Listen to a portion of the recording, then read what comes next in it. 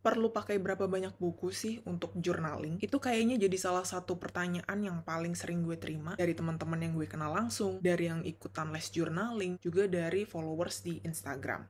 Video ini gue bikin untuk jawab pertanyaan itu sekaligus untuk nge-review buku-buku yang hampir gue pakai secara rutin sepanjang kuartal pertama di 2023. Mana yang oke, mana yang kayaknya sebenarnya bisa digabung, atau mana yang paling jarang gue isi. Nanti gue kasih tahu semuanya. Tapi bentar dulu nih, sebelum gue detailin buku-buku ini fungsinya untuk apa, pendapat gue gimana, gue pengen mention beberapa hal dulu di video ini. Ini gue anggap sebagai reminder untuk gue juga. Sebelum buru-buru, oke, gue mau beli 10 buku, gue mau beli 7 buku, gue mau beli 5 buku.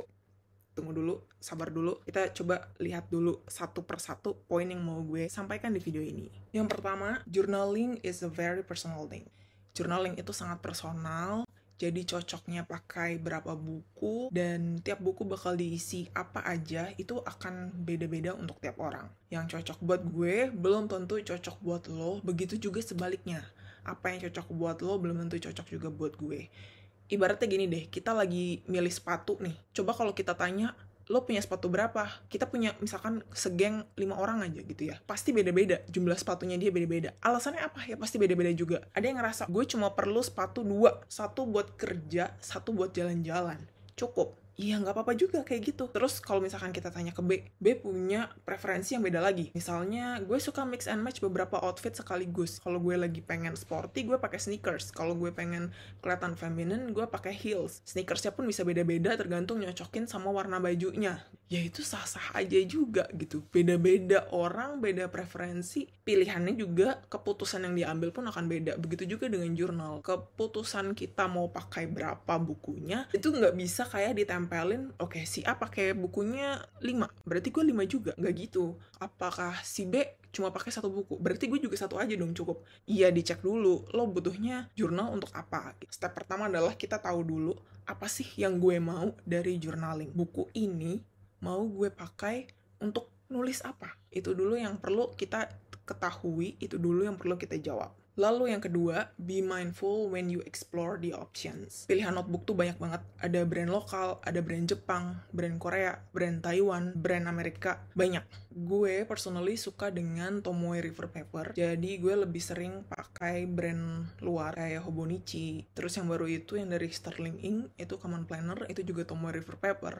Take a Note itu dari Taiwan, itu juga Tomoe River Paper. Gue lebih prefer kertas yang kayak gitu karena kuat untuk nahan fountain pen. Dan balik lagi, itu karena gue suka dengan alat tulis, gue suka bermain dengan berbagai macam tinta, berbagai warna, dan kertas-kertas yang kayak gitu tuh yang kuat untuk menampung berbagai macam tinta yang mau gue pakai. Keep in mind juga, kalau gue tuh emang allocate certain budget buat gue pakai, gue jajanin berbagai macam alat tulis, washi tape, stickers, buku catatan, dan lain sebagainya. Gue mau cobain brand ini, gue mau cobain brand itu emang udah gue prepare.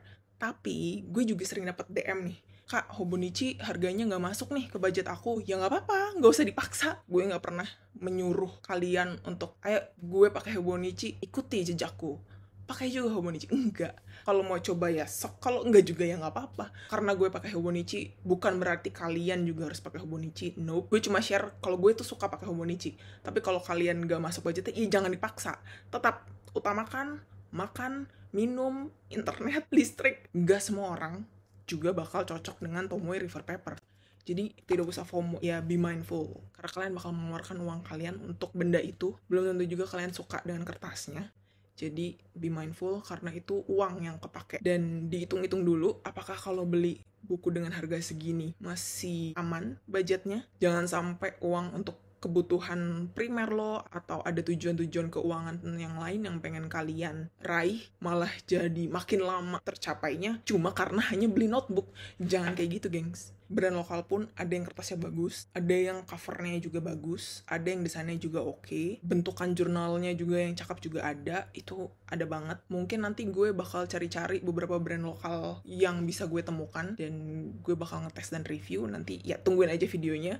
Mungkin bulan depan udah ada 3 brand yang gue coba. Nanti kalau udah kelar gue kasih tahu ke kalian. Tapi kalau kalian ada rekomendasi lain, Kak cobain dong planner ini. Silakan taruh di kolom komentar. Gue bakal dengan senang hati buat ngetes, mau ngeliat kualitas notebooknya kayak apa. Tungguin aja nanti video dari gue. Kayaknya udah ada 1 brand lokal yang gue kasih lampu hijau buat dicoba.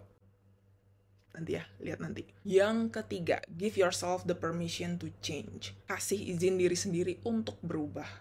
Gue pernah pakai 1 buku untuk semuanya, jadi semuanya gue campur jadi satu dalam 1 buku. Gue pernah pakai beberapa buku dalam 1 periode yang sama. Ada yang maksimal gue pakai, ada yang jadinya gak maksimal semua, beda-beda banget. Sangat mungkin dalam 1 waktu lo cuma butuh 1 buku catatan doang. Gak ribet, gak bingung buku mana dulu yang perlu lo isi, buku mana dulu yang perlu lo tulis, karena semuanya disimpan di dalam 1 buku yang sama. Tapi sangat mungkin juga ada 1 waktu lo perlu beberapa buku, supaya lo bisa fokus dengan area tertentu dengan apa yang lo tulis. Oke, yang ini buat kerjaan, oke yang ini buat personal, oke yang ini buat side hustle gue. Bakal bisa beda-beda banget, tergantung dengan stage kehidupan lo sekarang lagi ada di mana, kebutuhan lo gimana, kondisi lo gimana, itu bisa beda-beda banget. Misalnya, tahun ini gue pakai 7 buku. Kuartal kedua, bisa aja gue sebenarnya cuma butuh 5 buku. Kalau, sekarang bayangin, kalau gue fanatik, kalau gue saklek, oke gue kuartal 1 pakai 7 buku, dan itu emang ada fungsinya semua, berarti gue sampai 2023 ini selesai, sampai 2024, 2025, terus pakai 7 buku. Lah, kalau gue cuma ternyata butuhnya 5, ternyata gue cuma butuhnya 3, 7 buku tuh jadi kayak beban gitu. Kebayang gak kalau misalnya gue lagi butuh mempersimpel berbagai macam area dalam hidup gue lagi butuh kepraktisan, gimana kalau gue ternyata cuma butuh 2 atau 3 buku, tapi gue udah kasih beban ke diri gue sendiri secara gak langsung dengan standar yang harus 7, Grace. Kan lo kuartal 1 pakai 7. Beban yang sangat-sangat tidak diperlukan. Jadi menurut gue sah-sah aja kalau mau berubah, sah-sah aja kalau kita juga merevisi plan yang udah dibikin. Karena ya sambil jalan kan kita sambil review. Makanya gue juga sekalian bikin video untuk kuartal 1 ini, karena emang ada beberapa adjustment yang sebenarnya bisa dan perlu untuk dilakukan. Sambil kita cek ke poin terakhir yang pengen juga gue sampaikan, yaitu journaling jangan sampai jadi beban. Buat gue, jurnal itu seharusnya bisa jadi alat yang membantu kehidupan gue sehari-hari. Bukannya malah jadi nambah beban, kayak ada paper atau tugas kuliah atau kerjaan yang perlu harus gue lakukan. Jadi kalau saat nulis jurnal, gue udah ngerasa kayak, oh my god, ini kayak ngerjain PR. Kok malah ini jadi kayak nambah pressure. Ada baiknya kalau udah mulai ngerasa kayak gitu, stop dulu, ambil jeda dulu, dan juga cari cara lain yang bisa membantu well-being kita selain journaling gitu. Misalnya ketemu temen, mungkin liburan, atau baca buku, cari-cari buku cerita yang menyenangkan. Banyak dapet DM yang kayak, Kak, gue pengen journaling tapi tulisannya gak sebagus Kak Grace. Wih, di atas langit selalu ada langit, gengs.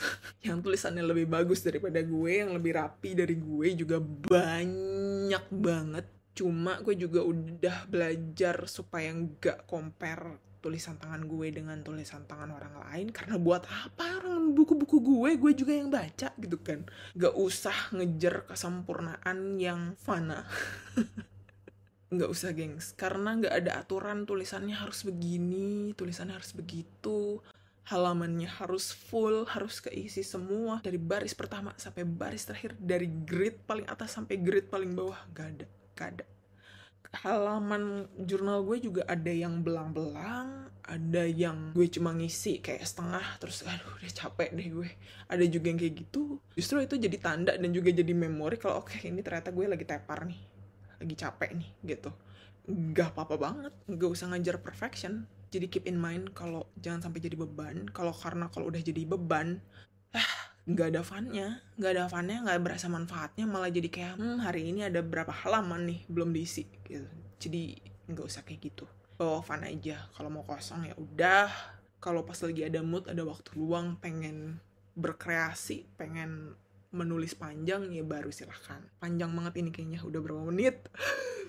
Oke, setelah ngoceh panjang lebar, mari kita masuk langsung ke jurnal dan planner yang gue pakai. di kuartal pertama 2023. Di video ini ada 7 buku yang mau gue tunjukin, gue mau share ke kalian. Isinya mah nanti ada beberapa yang bisa untuk publik, ada yang gue blur ya gengs, karena kebanyakan kan personal ya, gue nulis untuk diri gue. Jadi kalau ada yang di blur-blur ya maklumi. Yang pertama ada Hobonichi Kazen. Ini gue pakein cover sih, tapi unboxing, flip through isinya yang pas masih polos itu udah ada di video sebelumnya. Nanti gue taruh juga di description dan di card.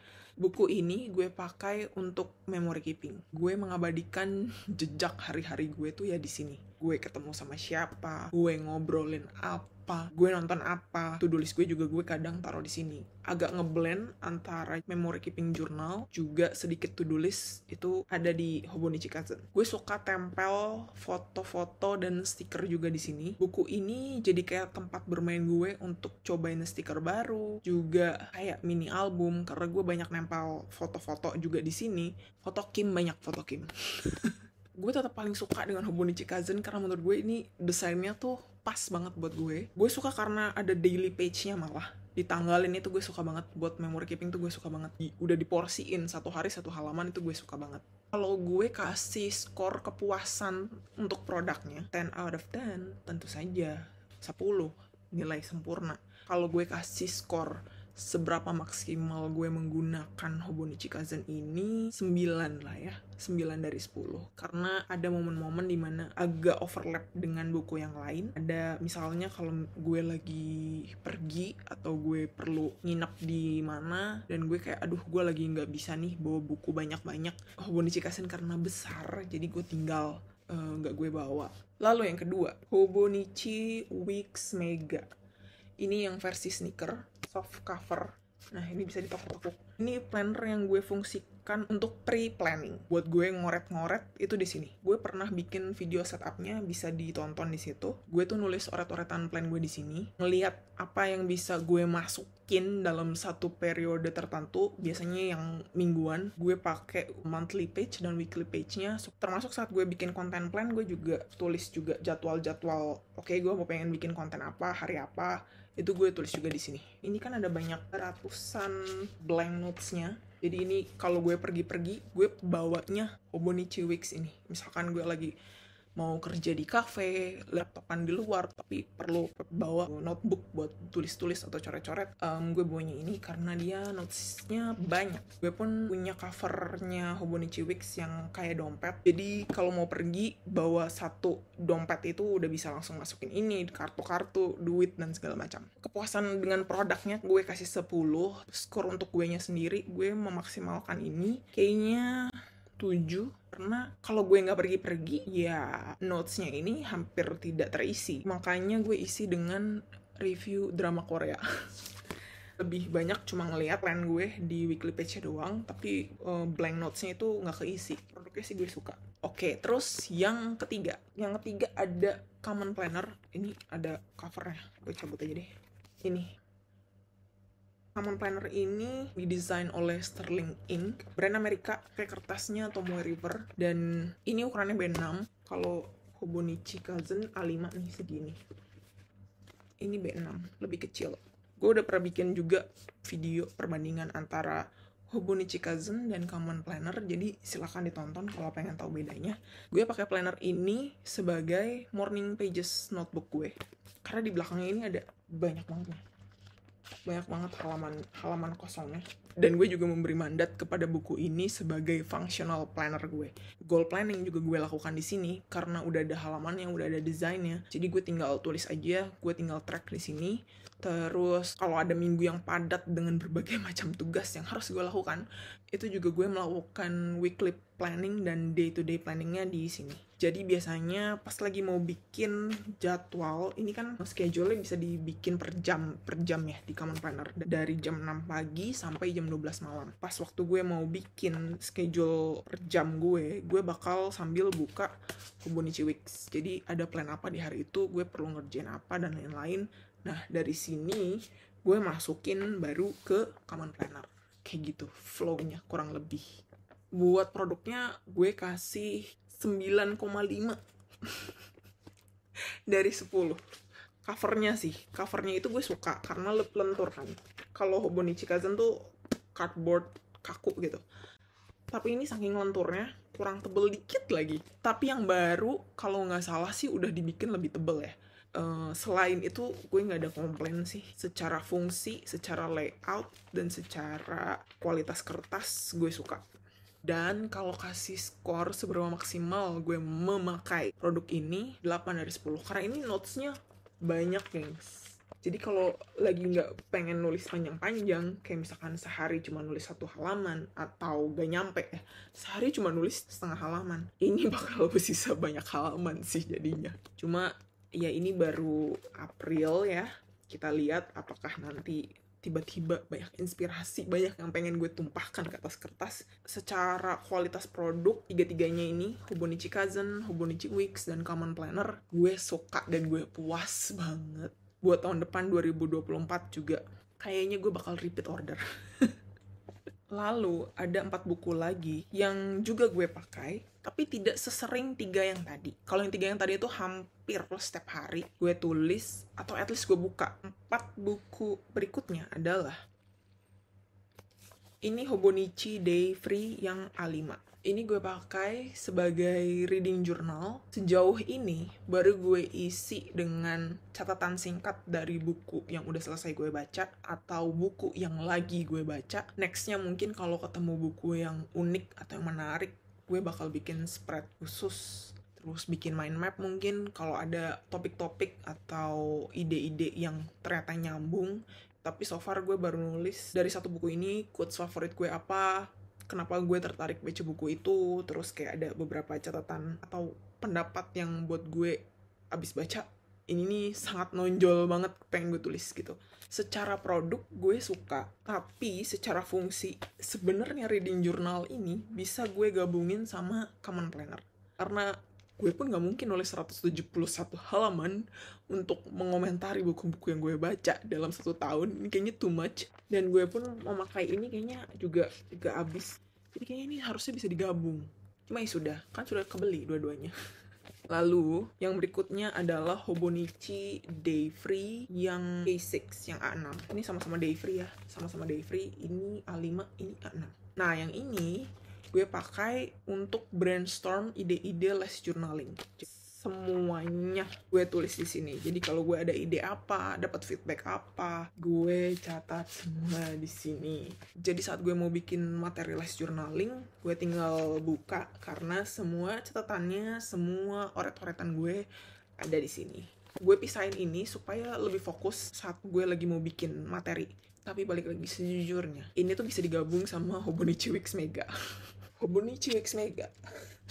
Notes-nya juga banyak. Gue pakai ini nih sebenarnya buat EDC kan, everyday carry. Kalau gue pergi-pergi, planner and journal on the go. Cuma kan gue kan nggak keluar tiap hari juga gitu. Jadi sebenarnya buat les journaling bisa juga digabung ke Hobonichi Wix Mega. Cuma ya sudah, ini kan review untuk kuartal pertama dan mungkin ini jadi bahan untuk pemilihan notebook tahun depan. Tahun depan baru April udah mikirin 2024. Lalu ini yang ke-6 ada Hobonichi 5-year journal. Ini jurnal yang tadinya mau gue tulis tiap hari, tapi kalau tiap hari ditulis dan gue udah memory keeping ini jadinya merepotkan. Jadi gue tulis kalau ada momen-momen yang menurut gue spesial atau ada milestone yang kayak proud of myself gitu, itu gue catat di sini. Atau ada momen-momen lucu atau yang agak mendebarkan ya dari Kim, kayak Kim sakit yang tahun lalu, itu gue catat juga. Nggak catat tiap hari, tapi kalau ada satu momen yang kayak wow banget atau bikin deg-degan banget atau bikin gue bangga banget atau bikin gue terharu banget, pokoknya yang kayak emosinya tuh harus cukup kuat, itu baru gue tulis di sini. Kan gue udah ada memory keeping, jadi gue catat dulu secara singkat di Hobonichi Kaizen, lalu gue bisa explore jadi satu paragraf yang lebih panjang di Hobonichi 5-year journal ini. Dan kadang kalau gue lagi nggak niat nulis apa-apa, gue mungkin tempel foto atau tempel stiker dulu, contohnya. Gue nggak nulis apa-apa, cuma nulis nempel stikernya doang, astronot. Beli single album Jin dan sampai tanggal segitu. Yang terakhir, Hobonichi Weekly Calendar 2023. Ini tadinya mau gue pakai untuk kerjaan, cuma ternyata tidak perlu. Gue sempat mikir ya, jadi buat apa nih gue beli nih? Gue bakal mencoba untuk nulis. Bentar ya, gue tutupin dulu isinya. Kayak gini loh. Kelihatan gak sih? Tuh, ada food, books, and others. Gue mau nulis nge-track pengeluaran gue buat beli makanan itu berapa, seberapa sering gue beli buku minggu ini, terus others tuh ya lain-lain yang gak termasuk dengan makanan dan buku gitu. Gue perlu bikin catatan satu lagi, stationery. Gue baru jalanin ini 2 minggu, gak selalu gue langsung tiap hari catat, tapi mungkin gue rekap kayak 2 hari sekali, 3 hari sekali. Kebanyakan transaksi gue tuh lewat bank atau e-wallet, jadi gue ngerekapnya gampang.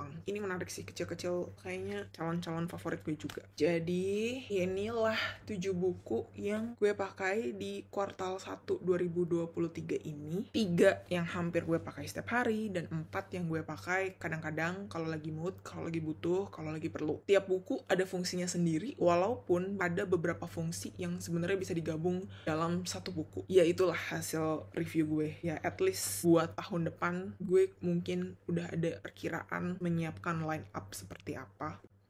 Karena 7 tuh kebanyakan, gengs. Buat gue pun kebanyakan. Gue gak ada penyesalan sih beli 7 buku ini. Ya semoga video ini bisa kasih kalian gambaran fungsi-fungsi dari jurnal dan planner yang bisa kalian coba juga kalau tertarik untuk diaplikasikan ke buku catatan yang kalian punya. Gue ngomong kayak udah panjang banget. Kalau ada yang mau kalian tanyakan, silahkan kasih tahu gue di komentar. Kalau kalian juga punya notebook dari brand lokal favorit, bisa di-share juga di komentar biar teman-teman yang lain yang nonton juga dapat rekomendasi dari kalian, dan gue juga bisa ikutan coba. Semoga video ini sedikit membantu kalian. Semoga enjoy juga nontonnya. Sampai ketemu di video selanjutnya. Bye-bye.